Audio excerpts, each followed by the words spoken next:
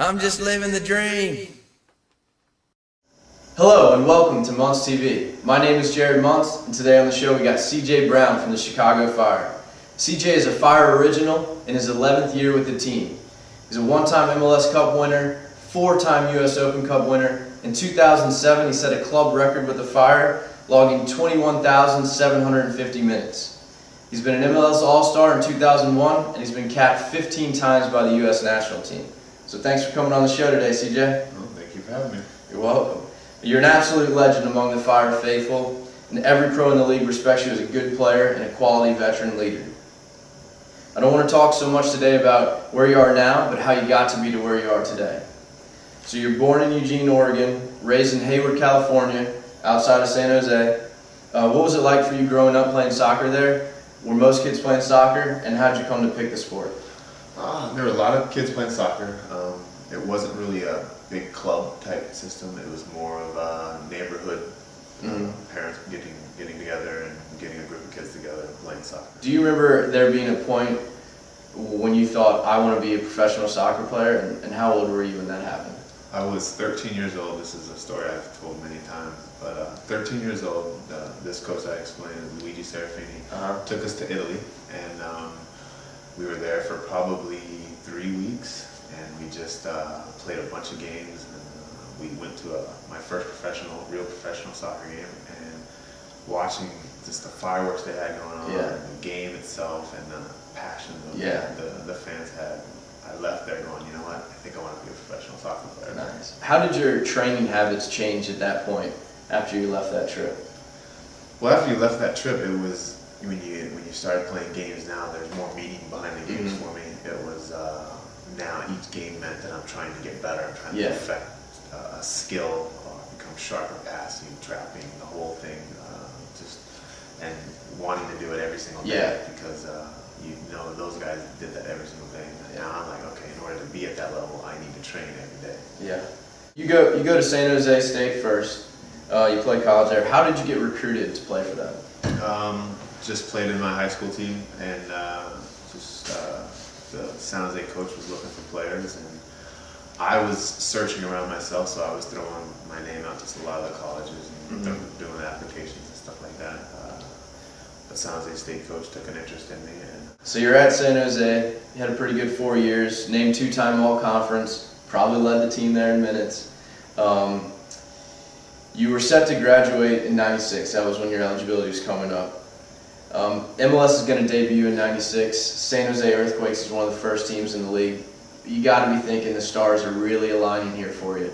Did you sign with San Jose Earthquakes? I did not sign with San Jose Earthquakes.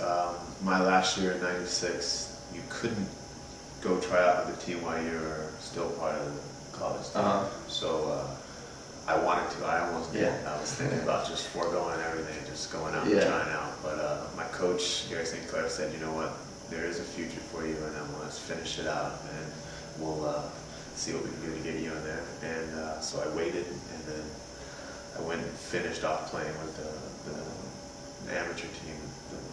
They were All Blacks back then. Now they're San Francisco Bay Seals.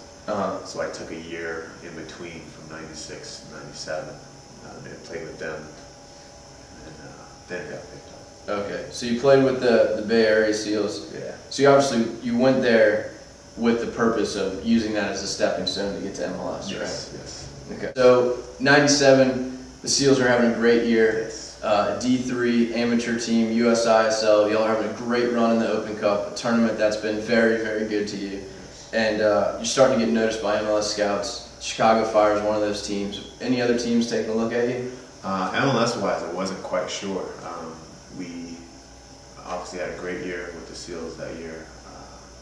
We ended up playing DC United, and that's when Bob Bradley was assistant coach, I think, at that time. And when the Chicago Fire became an expansion group, Bob Bradley was signed as head coach. So he kind of knew a little bit about me, even though they killed us. They beat us like 2-0. Yeah. I don't know if that was it. Must have done something right. I did something right. And You must have done something. I don't know how. But. So your first year with the Fire in '98 is also the club's first year too. You start 28 out of 32 games. You get 2 game winners. You played in every US Open Cup match. You guys do the double, MLS Cup and US Open Cup. I mean, I would say no doubt y'all are living the dream. How good did it feel to see all your hard work and self-belief paying off? You know, it's some guys go their whole career without winning a championship, and I was very, very fortunate and very lucky, one, to be put on the Chicago Fire team, to be surrounded with such talented players, and then to actually win 2 championships in 1 year. I mean, you can never ask for anything more. The hard thing is now trying to repeat that after your first year. Now you have to try. I'm done. Call it quits. You got to figure out if you're going to continue or you know.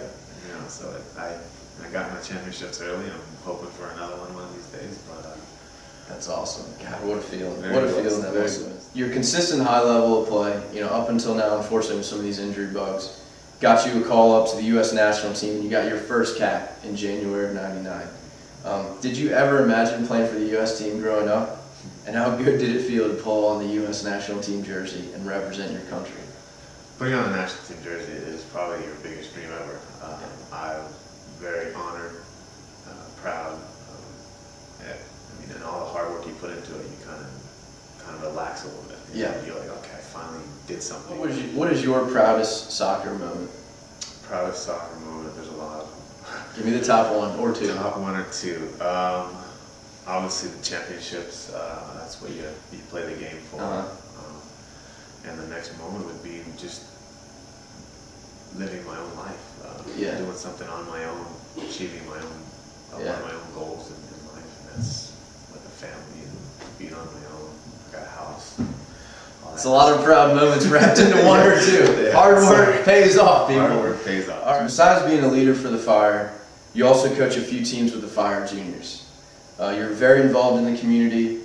You've been named the Fire Humanitarian of the Year 3 years in a row. Why do you feel such a need to give back to the community? Well, I think giving back to the community, helping kids, working with kids is something we didn't have when we were younger. We didn't have professional players coming out and trying to teach us what they knew. There's more parents and friends and people that kind of read it from the book. 101 ways to teach soccer. Which is good, but I mean, now that we have a lot of experience because we're around it so much, I think going out and working with the kids as much as possible is what I love to do, and we have the free time, so we might as well use it. And we train in the morning, in the afternoons, and we have the whole rest of the day off. So whatever we can do to help the other kids, I can do that. That's awesome. A bunch of lucky kids in Chicago getting coached by CJ Brown. So what would be your advice for young players that are trying to reach their dreams, just to wrap it up here? My advice to young players is train as much as you can, put a ball on your feet as much as you can. Work hard. You're not, you'll always make mistakes. And this is my motto with every kid that I teach. You're always going to make mistakes. It's what you do after your mistake. Well said. And a lot of kids, when they make mistakes, they put their head down, they dwell on it, they mope around, and in that split second of you putting your head down, your team could be penalized, you could be penalized, and scored on. So make your mistake, get focused, try to win the ball back, or get back in the play, and move on. Learn from it. Move on from it. Excellent. Well said. Positive reactions. Well, CJ, thank you very much for coming on the show today. I know me and my MontzTV viewers certainly appreciate you taking the time to do this. For those of you on Facebook, Twitter, LinkedIn, or YouTube, be sure and say hello and send me a friend request. I'd love to hear your feedback on what you think about CJ's story, anything I could be doing better, and who you might like to see on the next MontzTV episode. For those of you in my online soccer academy, send me a message via your academy message center, and love to hear what you thought about CJ's story and what you've learned from it and how it has inspired you to go on to do new things. Be sure and check back at jmsoccer10.com. We're going to have more MontzTV episodes coming out. Also, we're going to do a podcast with CJ discussing his current status with the team, his veteran leadership, and also his thoughts on this weekend's game coming up. So thanks again for watching MontzTV. Remember to believe in it. Keep living the dream. Keep living it. Live the dream.